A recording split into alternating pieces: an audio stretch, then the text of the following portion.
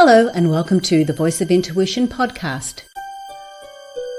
My name is Susan Jane and I believe that trusting your intuition is the best way to live your life with meaning and purpose.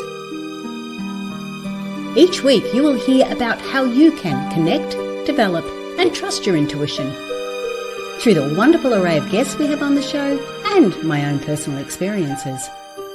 Join me to understand how your intuition can guide you towards a life full of meaning and loving purpose.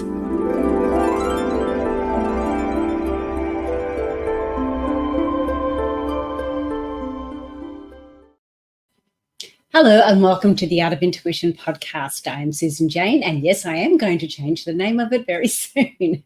The name's changed, I just haven't done the first part. But welcome to the show. Now, we've gone through the powers, okay, the powers to be. We have looked at, hang on, I'll bring this one over. We have looked at scissor energy, how we can take control, we can stop, we can restrict, we can protect, how we can trust, we allow, we open and experience. And today we're all about the experience. So that's where we're looking at today. And it's about being present to fully experience the journey of trust. It isn't always easy, but this is what we need to do to keep going. So when I look back on it, you've allowed a lot of changes to flow in your life. You've opened yourself up to some new possibilities. Now comes the most powerful step, experiencing it fully. Now, too often we get caught up in analysing, planning, or worrying about what's next. I know I'm a bit of a planner, so I tend to be sort of constantly focused on the future instead of actually enjoying what's happening in the here and now. So true transformation happens when we immerse ourselves in the present moment and trust that we are exactly where we need to be at the right time.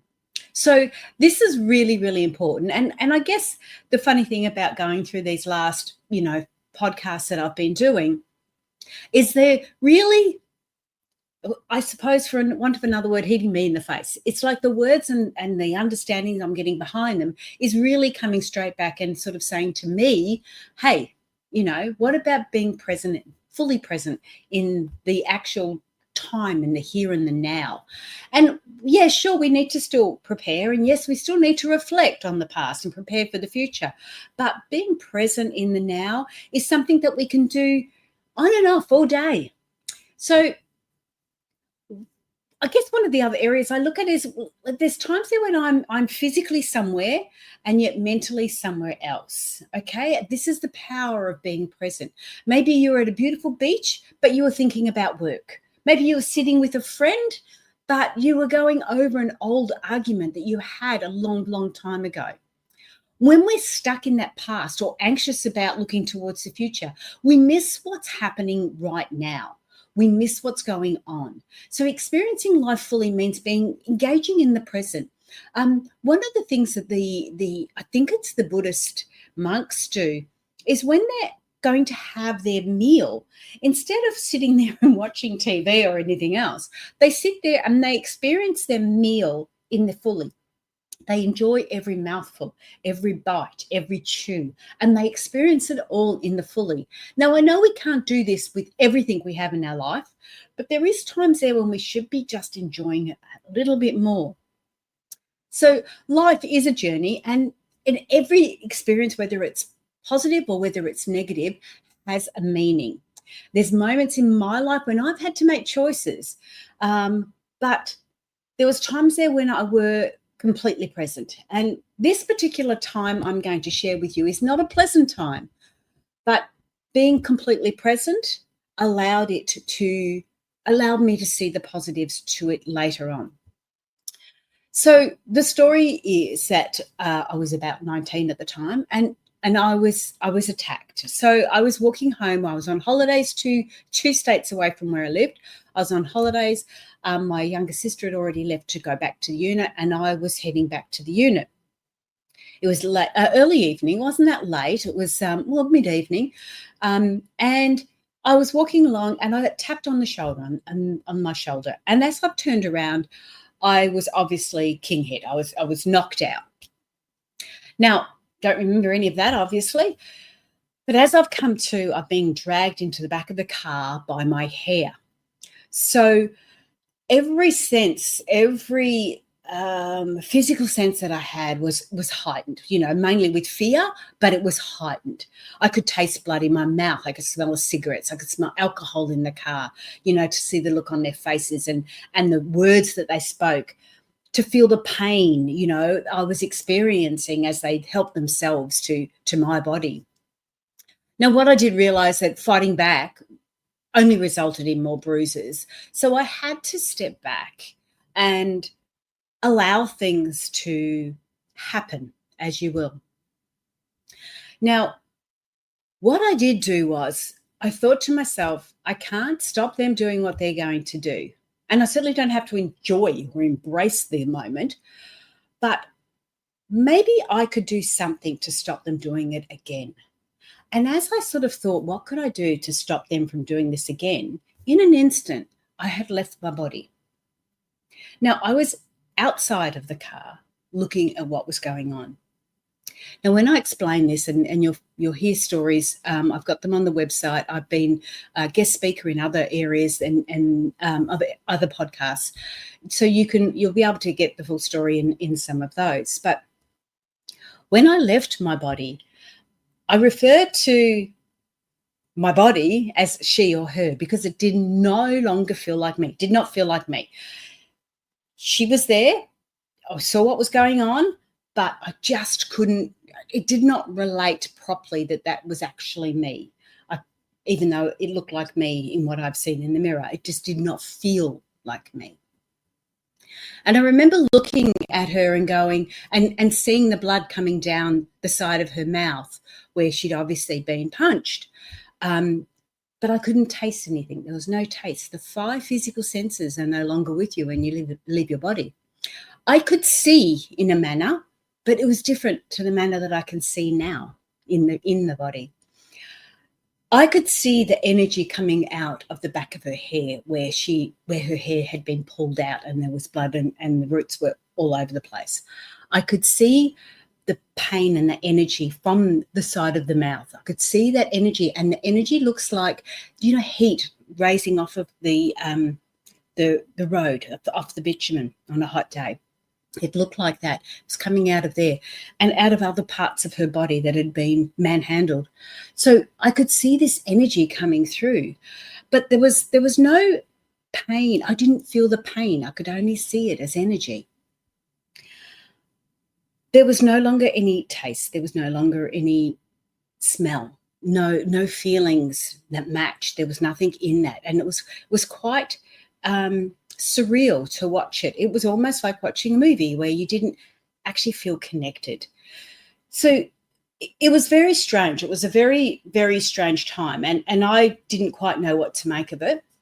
But it was when I was observing the body, and when I did look around, the whole area looked like, if you could imagine, under a full moon. So it was quite bluish in the colour. And although it was a dark night, it felt like I was under a full moon because it was lit. It was light, a little bit lighter than the full darkness.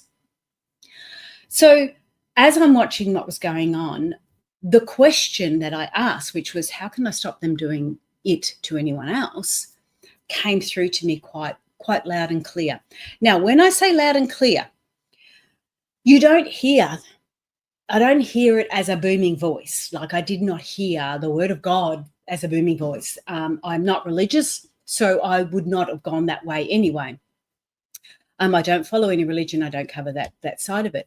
But what I did feel was this booming energy, and this booming energy was what gave me the answers that I needed.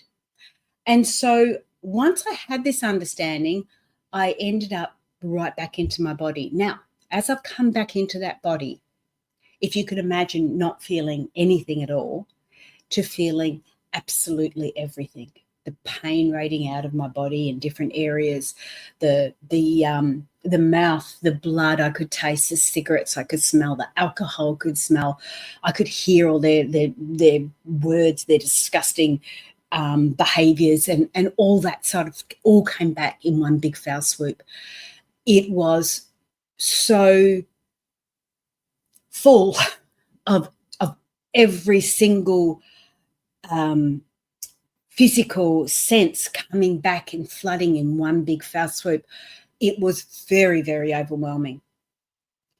But again, I had this message and this understanding. And again, I am not religious.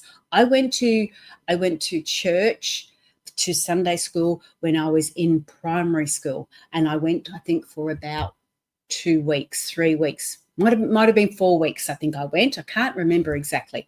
But I learned 2 prayers in that. And it was this prayer that I had to come back and start saying. So I started saying, "Forgive them, Lord, for they know not what they do." Now, I don't know if that's a proper prayer or not, but that's what I said. Now, I said it out loud. I said it loud, out loud. And every time they hit me, I said it again. Every time they tried to stop me, I said it again. Because I had got to the stage where I had nothing else to lose. And if this stopped them doing it to anyone else, then at least I felt like I had done my bit. Eventually, the hand came around the throat and the other one over the mouth until I passed out. So I could no longer speak it. I did come to in the gutter on the side of the road, and my story goes back from there. But when I'm talking about fully experiencing this journey, this coming back into the body and feeling everything, it is really overwhelming. It's really hard. It's really out there.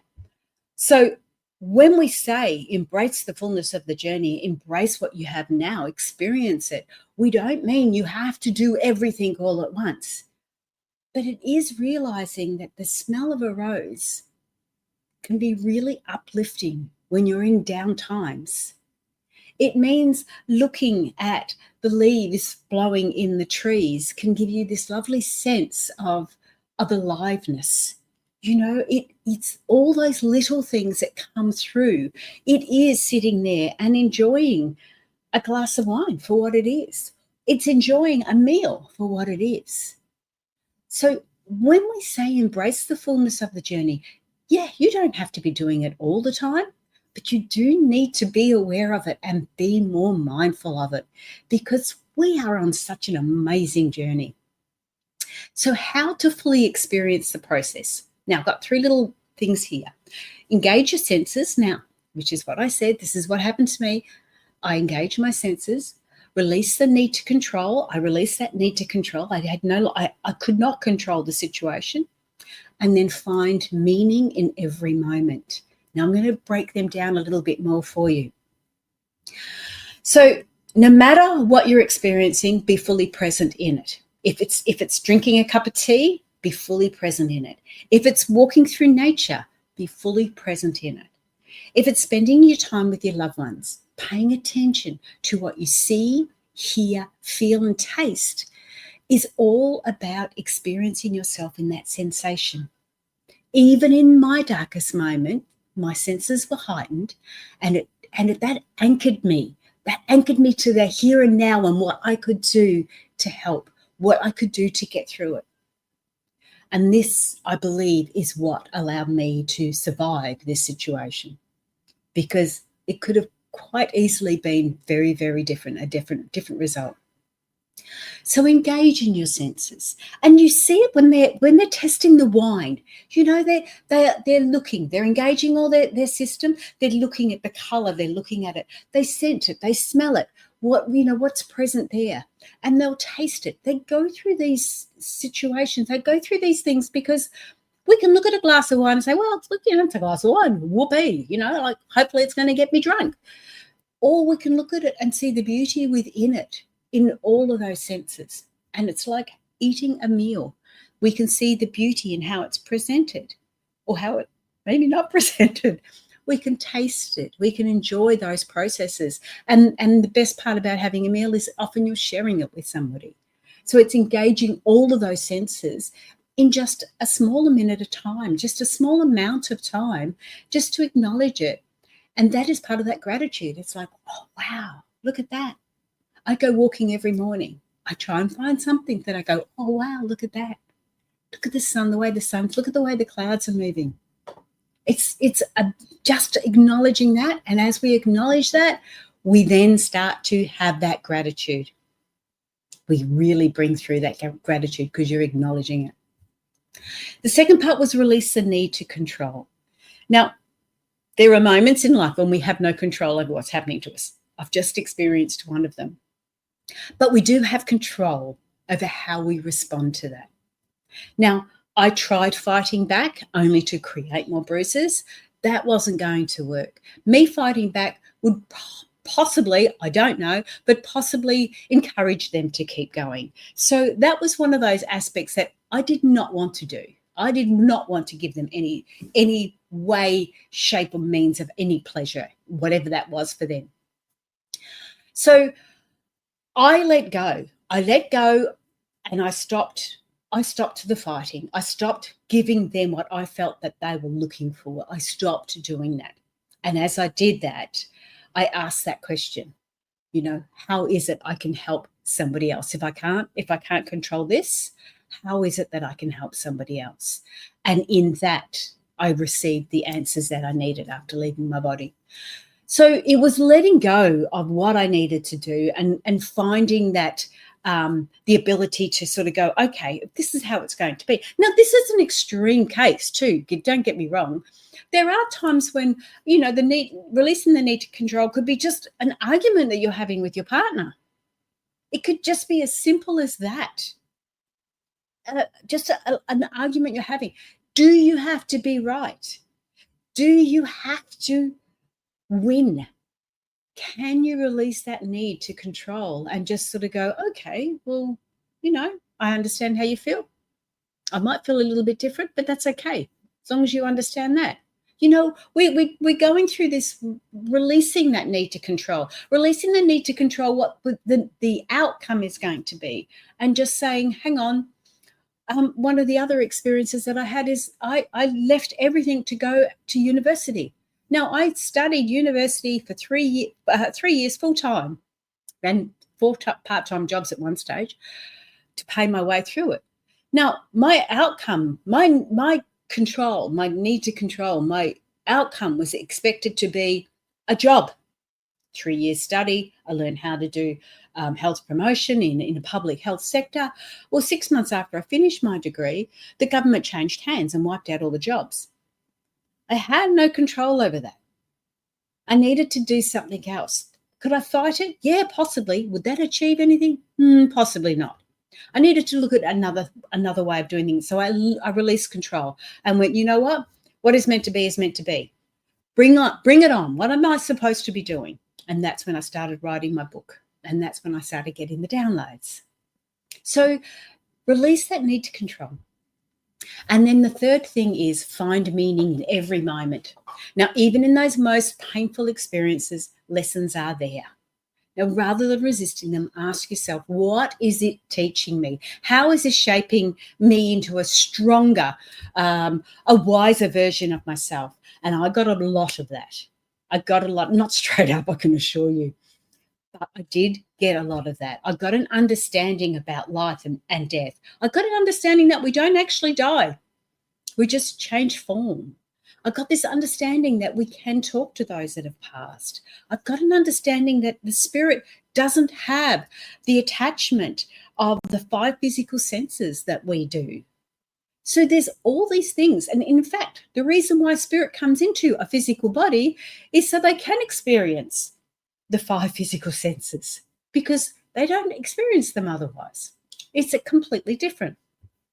So it's about finding meaning in every one of those moments. I swore I would never, ever talk about my attack. Unless I could find a positive way to express it, I swore never to talk about it. To me, I don't want to spend or spread more negative crap. That was not who I am. I wanted to talk about positive, uplifting stuff. So I refused to talk about it. I never had any counseling, never had any help about it. I refused to talk about it. That was just how I dealt with it. As I got an understanding of it, as I started to do more reading and more research and learn about this separation of body, this out-of-body experiences, it was then that I realized what had happened to me. And so I could see a positive meaning to it. I could see an understanding to it. It gave me what I needed to know. It gave me that peaceful moment. So again, it wasn't a nice experience, but it was a good experience to have for me to understand it. I left my body in that particular stage, during that attack. 12 months almost to the day, I had a near-death experience. And then a few years later after that, when I started to understand what this was all about, when I was doing my research and my studies for spirituality and intuition, then I deliberately did a astral travel, which is, again, another spirit leaving the body. So I got an understanding of all that, and that gave me the understanding of what intuition actually is. So intuition is those messages coming from the spirit to the physical body. It's how we communicate. We communicate through our intuition. That's how the spirit can understand the physical, because they don't hear like we do. Spirit doesn't hear like we do. So it was all this understanding as we went through. So when you're starting to fully experience your life, start by just engaging your senses, just acknowledging what part of this is good for you. Then release the need to control. We do not need to control things. And especially when we have no control over them, because all that does is get us upset. It's a bit like the government. Okay, we can vote for a government. If that government doesn't come in, we have to release the need to control that. We can't, otherwise that just does our head in. So we have to release that, and then we sort of look at something else that we can do. And then, of course, find meaning in every moment. It's really, really important to find meaning in it. So there is a freedom in the surrender. When you stop fighting the process and allow yourself to fully experience whatever is unfolding, you step into the flow. You begin to see every moment, whether joyful or challenging, as a vital part of your journey. So take a deep breath. Feel where you are right now. Trust that every step, every experience is leading you exactly where you're meant to be. Because that is where you're at this moment, and you are fully experiencing your journey. Now, this completes our 4-part series in the Trusting the Process. If you found these insights helpful or want a deep dive, you can explore how flower readings can help you with your intuitive guidance. Just visit the website intuitivenature.com.au and you can learn a few more there. The next episode is going to be just one, and it's all about just enjoying your life, because after all this work we've done, it's time to actually start to enjoy it. And what does that look like and how we can go there? So that's the next episode. After that, I'm going to get a little bit more into my tools, my tools of my trade, and help you with understanding and seeing your intuitive messages, because that's not always easy for people. So stay with me. Subscribe to the podcast. That would be fantastic. At least then you know you're going to get it each week. So next week is all about enjoying life, and then we'll go from there. We'll start to get into some of the tools that we've got. So my name is Susan Jane. I say thank you for sharing your life with me, and I will see you in the very near future. Bye for now.